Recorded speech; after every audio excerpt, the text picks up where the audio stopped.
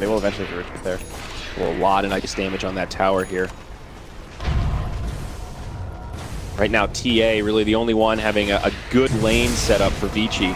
Yeah, she is the best in the game, but you know that pressure's going to start coming her way. Another great trap to stop Puppy's advance, but Zai comes through too. Yeah, Puppy getting low, but Zai on the backside. There's the ultimate. It'll bring down Fade, and Ori dropping low. They've gone 1 for 1 in the TA without refraction. Will have no way to survive. A double for the Nature's Prophet. That's the power of that global presence in the teleportation. Easy turnaround, baby. Yeah, I guess. TA and Terrorblade. Looks like they'll just part ways. Nisha's holding this high ground against the Drow. Right, bumps into Paparazzi. This could be rough for Nisha. Maybe a Sunder could go off here, and there it is. Ori gets brought down to about 15% HP, and that'll be a Zeus ult to finish him off. Now the rotations inbound. Fade very low on the back line. They'll use the dust to pursue. Bounty Rune does go the way of Vici, a small pick-me-up.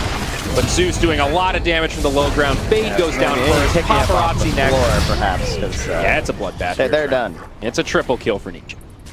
I mean, that just looked like a lack of communication or something. This TA just runs. They force out the glyph on the tier 2, and they'll continue to siege. Metamorphosis up in 35. Of course, still the Aegis of the Immortal in the hands of the Terrorblade. There's still some time here. Ori just needs one of these crazy fights. The Death's on the blink, but he knows he's been scouted out here as he gets hit by the Nature's Prophet ult. They're going to try to take this fight, though. Now the initiation forward. They bring down the Ogre straight away. Snakes do come down from the Rasta. Yapzor in the back line gets finished off by Yang, but mid-one trying to do some return damage to maybe find a kill. Nisha with another great Sunder onto Yang. That'll bring the Weaver down low. Mid-one misses the zap, but they finish him off nonetheless.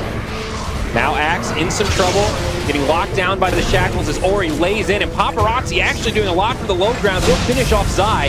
Secret will start to clean this up. He's spotted on the high ground from the Zeus. Still a 3 for 3. All things considered, not bad for Vici. I think it was actually a 3 for 4. The Ogres respawn. Can they get more though? Nisha is continuing the assault with the Aegis.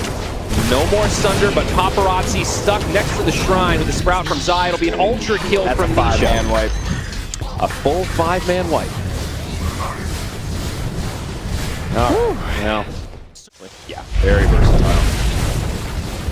Nisha walks up to the high ground with the Metamorphosis. He's pretty stacked, like you said. Butterfly, Scotty, smoke play. Puppy's ready for it, though. He's just throwing his body at him.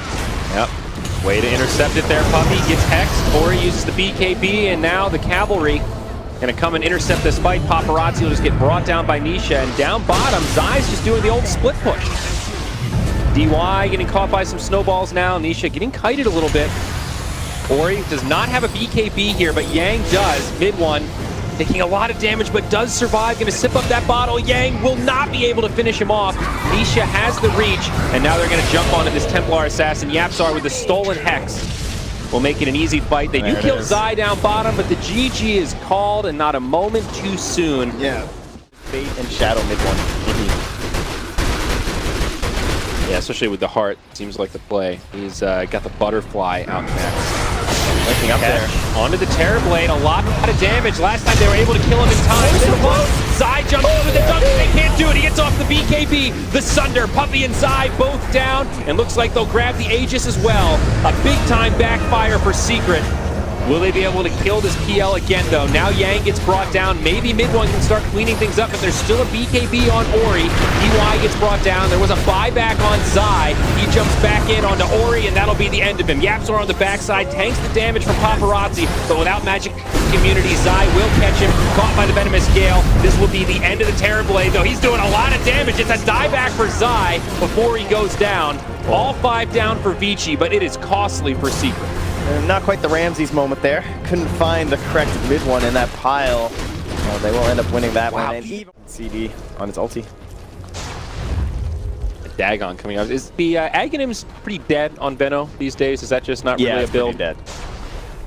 Lowers that cooldown a little bit, but I think the Octarine's just all-around better. Also, I guess I wouldn't say dead. It's actually still really good. situational. Feels a little more reliant around timing and whatnot. I could see it being really good this game, honestly. BKBs are really low, and they have sustained fights as they PL. Ori, he's going to be in some trouble here. Remember, this is the dieback, potentially. He does pop the BKB, though, but Puppy grabs it with Berserker's Call. Magnus jumps in with an RP only on one. There's the Poison Nova, connects on most of the team.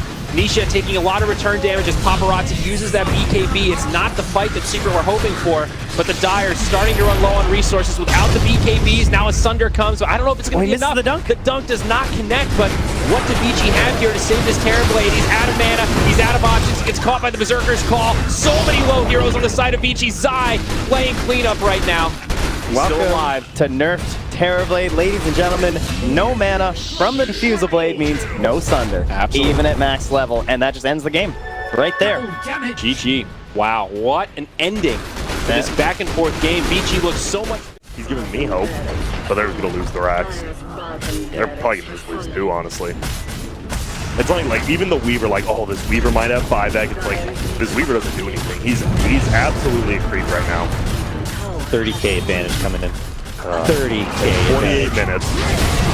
Koifa, who tried to just slip in back through the base, gets caught and finished off. They are going to be able to get that grab on him. Maybe that is a huge bounty on his head of gold. That's going to be heading the way of Taiga, which is great. But is it too little too late? LGD already ransacking themselves through the base. They're going to get Boxy down yet again.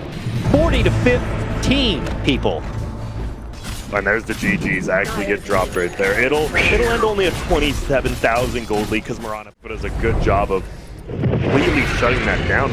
Well, here we go. Let's see what this Illusion Army can do. The Dark Army returns. This is straight up Diablo right here as they just burst away on the racks. There is the fortification, but it's just like Flight of the Valkyrie here as they fly on through. They don't even know who they could properly focus. The jump in Blade Mail's there, but did it find any valuable target? It doesn't look like it. Box is getting forced back. He's going to get dropped, and we know he doesn't have a buyback, so he's not going to bring an offering. Koifa's also down. He doesn't have a buyback, and this could just be the beginning of the end. LGD, they have bigger and better things to do, and they're ready to move on, and they just shove Alliance to the side and inside a Hurt Locker. That's for damn sure. I love it. Like, Box is like, all right, I might find a sick blink, and so his last 2 deaths we're literally dying to the CK spawn TV illusion. Just them. Just running at him. He can't do anything because he doesn't have the axe this game. Look, we already saw Pain. They don't have damage in their lineup. They don't have the Blade Mail on the axe still. And TNC, they're not slowing down. This Huskar has 3,500 HP at the 22-minute mark. Absolutely massive. 8-0-2 arm out. Down the bottom lane they go. What do they do to get him off this tier 3 tower? The options are incredibly limited. Everyone's there for TNC. This is the secondary racks. I mean, everyone's there for Pain Gaming, but everyone on Pain Gaming, even as a 5-man, there's just nothing they can do. Misery steps up a bit far, has to be very careful. Doesn't have any earn charges. Okay, they've got Blade Mail on Spectre. He's going to jump in, but there's a cold embrace. Ninja Boogie comes with the combo onto Misery. Misery falls. We get the poke down and out onto Honor, but Honor simply jumps across it straight on top of Weeha. There'll be a buyback from Misery, but Weeha's dead for 45 seconds, does not have the money for buyback. Not that that matters, and indeed, GG is called. They'll tap out Pain Gaming as TNC take a nice, solid... The bottom lane at all. And initiation still kind of comes off the back of a tiny toss. Yep, that's the only way they can get close enough to it. Yep. Panex has a huge teamfight advantage for the next 10 to 15 minutes. Here it is, Tiny Toss sets it up, there she jumps forward, and the RP! You'll catch 2, skewering it back into the tower, and it's Venomancer as well as Kunkka, the 2 big ones they claim. The tower will still go the way of CC. Low fights, kite, reduce damage, at some point, turn. Yeah, look how many Sentry Wards are even committing inside the base. There's 1 outside, so it's difficult for Magnus to move forward. That's because that Sentry Ward, he's just on the edge of the hill. Well, Avalanche, but Hurricane Pike pushes him away. Zephyr will couple a lot of damage, but not too much. The melee rank is going down, no fortification to try and stop it.